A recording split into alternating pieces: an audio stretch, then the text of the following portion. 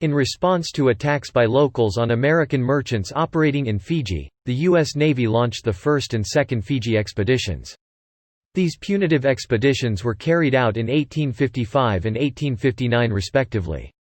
Prior to Fiji becoming a British colony in 1874, the United States had maintained a consular presence there. The U.S. recognized Fiji independence in October 1970. Formal diplomatic relations, and the American Embassy at Suva, were established in 1971. On 2 March 2005, Prime Minister Lasonia Correia strongly reacted to a U.S. State Department report criticizing Fiji for practicing racial discrimination, and for the racial divide between Fiji's two main political parties, the SDL mostly indigenous Fijian, and the Fiji Labour Party mostly Indo-Fijian. Fiji can make a similar report on the U.S. on all those issues. Our report would be far worse than the U.S. State Department's report on Fiji, he said. He went on to rebuke the United States for interfering in Fiji domestic affairs. In an interview with the Fiji Times on 29 May 2005, America's outgoing ambassador David Lyons renewed his country's criticism of Fijian policies by criticizing the Correia government's proposed Reconciliation and Unity Commission. Lyons expressed concern that its provisions for amnesty for persons convicted of involvement in the coup d'état that overthrew the elected government in 2000 would encourage further coups in the future. If a democratic society doesn't make it clear that the violent overthrow of its elected leaders is a crime against that society, I have to think that it is inviting future upheaval, he said. He also condemned statements of public figures predicting coups if they, their party, or their race is not successful in the next parliamentary election, saying that such threats were absolutely despicable in a free, democratic society, and constituted the worst form of scaremongering. Lyons said that the amnesty for perpetrators of the 1987 coups had been an error of judgment and had set a precedent which could negatively affect the future unless stopped now. He concurred with statements made by a number of Fijian politicians, including deposed Prime Minister Mahendra Chaudhry and Senator Adi Koilanellatikau, that a coup culture had taken root in Fiji. He warned that tourism, which forms the mainstay of the Fijian economy, would be adversely impacted by any further instability.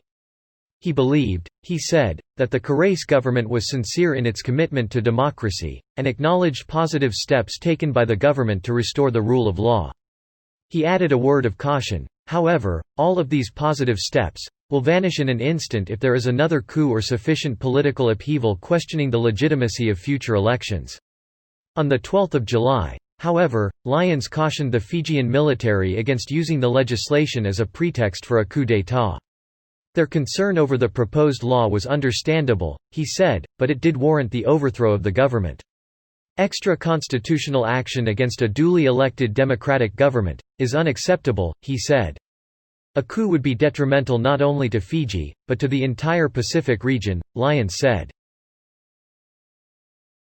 The United States suspended $2.5 million in aid money pending a review of the situation. Following the 2006 coup, the United States has not recognized the interim government established by the country's December 5, 2006 coup. Although the United States provides relatively little direct bilateral development assistance, it contributes as a major member of a number of multilateral agencies such as the Asian Development Bank and the Pacific Community (SPC). The United States Peace Corps, temporarily withdrawn from Fiji in 1998, resumed its program in Fiji in late 2003. Fiji's response to its deteriorating relations with the United States and other Western countries has been to turn to Asia for new political and economic partners. In July 2007, Fiji Interim Finance Minister Mahendra Chaudhry outlined his country's "Look North" foreign policy. Fiji has friends in China, it has friends in Korea, it has friends in other Asian countries. We're no longer relying on Australia and New Zealand. And in any event, the United States was not doing much for Fiji anyway. The previous month, Interim Prime Minister Voreq Bainimarama, the author of the 2006 coup, had called upon the international community to normalize its relations with Fiji, following his pledge to restore democracy by 2009. In December 2007, 1 year after the coup, Fiji Embassy in Washington stated that it wished to promote good relations between Fiji and the United States of America, In May 2008, the United States Embassy in Suva issued the following statement: "The United States continues to condemn the military coup and the interim government's actions to suppress the freedom of speech of those in the media." In October, Fiji High Court ruled that the interim government was not illegal, as it had been appointed by the president, who had acted within the lawful provisions of his authority. Following the ruling, Fiji Interim Attorney General, Ayaz Sayed Khayyam, called upon Australia, New Zealand, the European Union and the United States to lift the sanctions they had imposed on the country, stating that they could no longer refuse to recognize the interim government. The United States government responded that it did not intend to alter its position, and that the suspension of certain U.S. assistance to the Fiji government under Section 508 of the Foreign Operations Appropriations Act will remain in place until the President or Secretary of State determines that Fiji has made measurable progress toward the restoration of democratic rule. In April 2009, however, the Fiji High Court of Appeals overruled the original decision, stating instead that Bainimarama's coup was in fact unconstitutional and his post-coup regime is an illegal government. The court called for the commander to step down and asked the president to appoint a new, interim prime minister caretaker that was to be neither Commodore Bainimarama nor the former prime minister Qurais whom he overthrew, who would be in power until new elections could be held.